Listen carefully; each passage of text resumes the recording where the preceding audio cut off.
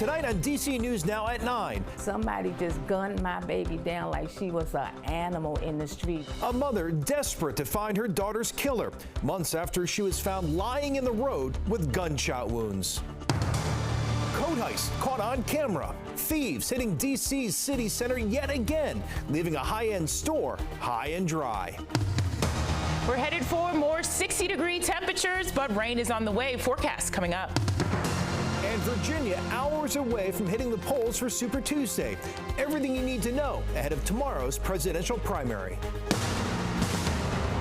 You're watching the station covering all of the DMV.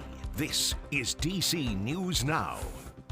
Hi, everyone. Thanks for joining us tonight for DC News Now at 9 o'clock. I'm Chris Flanagan. We have new video tonight of several people, look at here, stealing from a high-end clothing store in Northwest DC. This all comes on the heels of vote tomorrow to crack down on crime, including going after organized retail theft. Our Daniel Hamburg joining us tonight live from City Center, DC. And Daniel, this is just one of several thefts we've seen in that same shopping complex.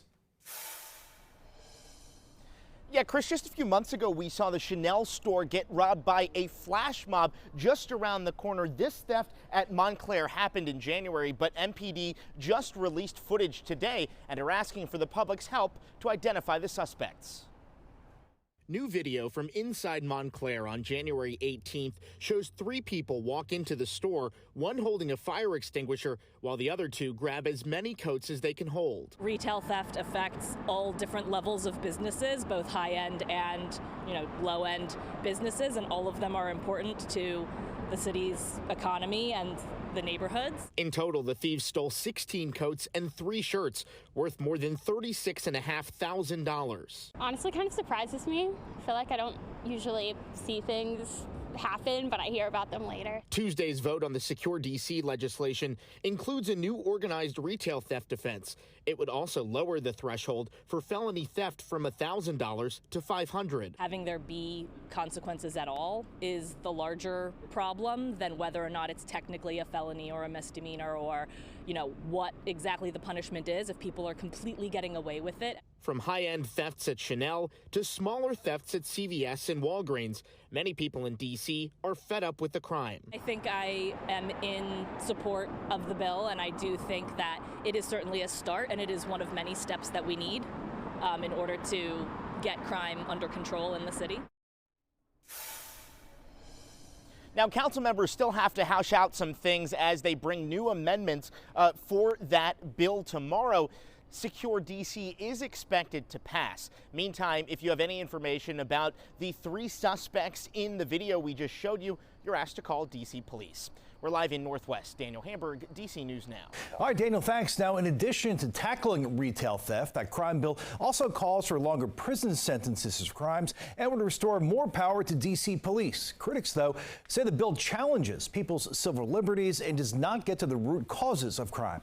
For full coverage on the crime bill, you can head to our website at dcnewsnow.com. All right, let's get a first check on the forecast with Chief Meteorologist Janessa Webb. And Janessa, a little drizzly and rainy the next couple of days. Yeah, we have multiple storm systems that are going to be impacting the DMV. The first one already starting to make its way in, and that's why you're seeing a good breeze out towards areas of DCA and most of the DMV dealing with a good breeze that's kicking up out of the east right now. This is a coastal system, so the center of circulation is out towards Lexington Park into Charles St. Mary's County. At this point, sustained winds 5 to 10 miles per hour. But here's the broader storm system. You have the heavier bands from Virginia Beach. This is part of Wilmington, North Carolina, and we're kind of getting the leftovers of this storm system as it tracks in from north to west at this point. Dale City out towards Fairfax County into the Ruston area, impacting 66 in some portions of southeast DC, southwest as well, dealing with a little bit of moisture out towards Addison Heights. And then you have Fauquier County, Rappahannock, that's light to scattered showers. start. Temperature is still very mild out there, 55 degrees. There's a little bit of a dew point situation that continues to track in. That drier air is trying to eat up this storm system, but it's very mild at the 9 o'clock hour into Baltimore County, Anne Arundel County, back into the middle 40s. You have 55 the farther you go towards the west. Overnight is going to be a very mild night into the start of your early morning Tuesday. We'll continue to track in this rain. Then there's a good lull in the weather pattern. The second storm system is associated with a cold front. That'll impact us going into your midweek. We'll time it out coming up. Chris. All right, Janessa, thanks. We'll see you then. Meanwhile, 3 men accused of throwing a Virginia couple overboard into the Caribbean are being deported from the island of St. Vincent. The men pleaded guilty to immigration charges there. Police believe the 3 escaped a prison holding cell last month and hijacked a catamaran belonging to Ralph Hendry and Kathy Brandel. Police believe the couple from Fairfax County was killed and then dumped into the sea while the men sailed to St. Vincent. They were arrested on February 21st, but so far they have not been charged.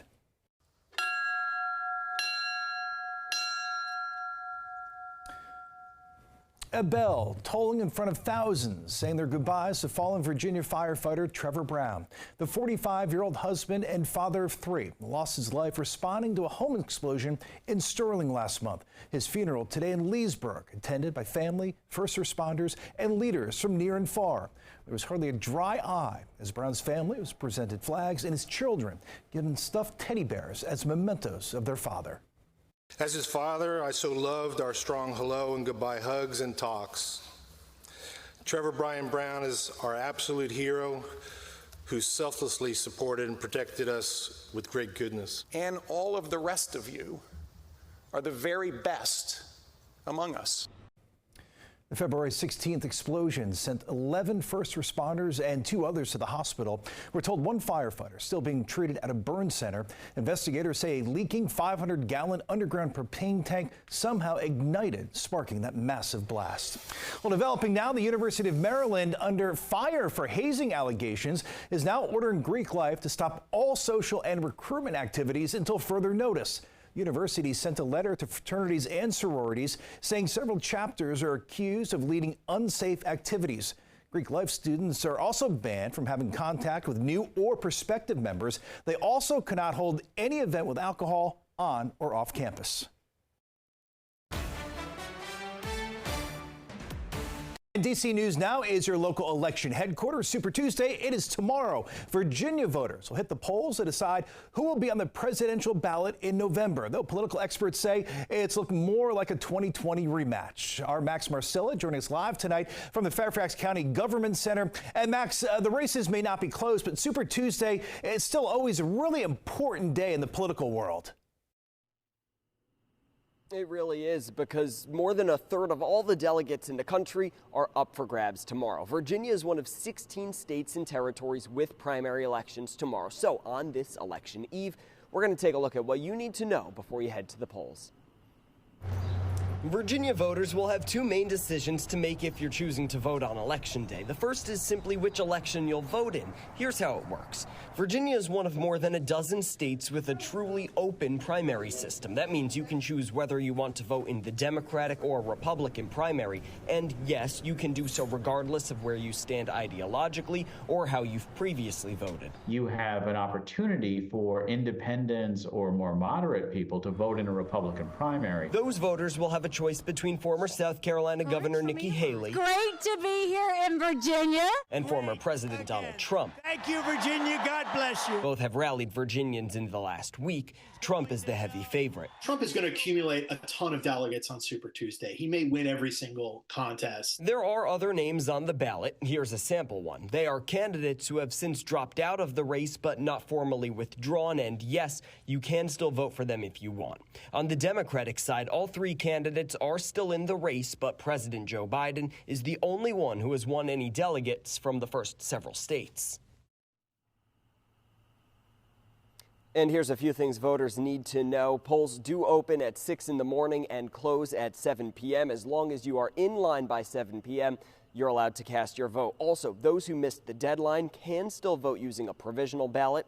Virginia law does require voters to bring an ID, or you can sign an ID confirmation statement at the polls. Once again, they open at 6 o'clock in the morning, close at 7 o'clock. For more information, including how to find your polling location by putting in your address, you can head to our website, dcnewsnow.com, search elections. Reporting live in Fairfax County, Max Marcilla, DC News Now. All right, Max, thanks for that update. All right, before we head to break tonight, check this out here. Pretty wild. A car stolen decades ago fished out of a Virginia lake today. State police were doing a training exercise along Lake Gaston in Mecklenburg County. Officers say they came across the car using sonar equipment. The car is a 1990 Nissan. It was reportedly stolen from North Carolina way back in July of 1992. What a catch, huh?